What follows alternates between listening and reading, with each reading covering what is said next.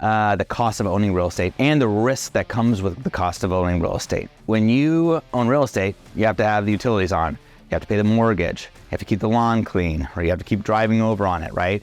If it's vacant, especially if it's like someone passed away, the plumbing not being used can cause problems, right?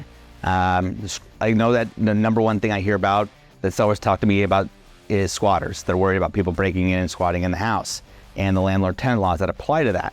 And we can tell them that we have had clients where people have literally broken in and threw in a sofa, and we weren't able to get them out for 18 months because they were now tenants, despite not having a lease or anything. And these stories do happen, right?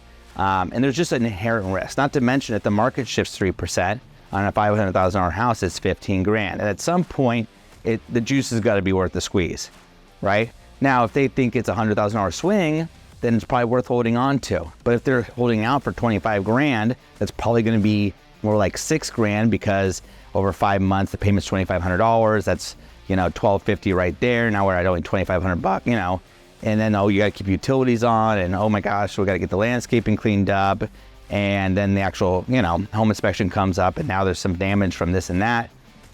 I mean, the juice has got to be worth the squeeze, right? So when I'm purchasing a property, I always consider, the cost of holding it is probably the most expensive part, right? Almost always.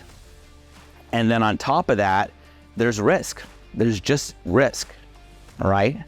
I know when I am going to sell off a property off market, for me to close on that property and actually take that risk, I have to make double the money because the market shifts, interest rates change, there's more holding costs, so just being aware of that. So they don't realize that they have this number or this math, but they're trying to push an extra 5-10%, but they're risking the 90%.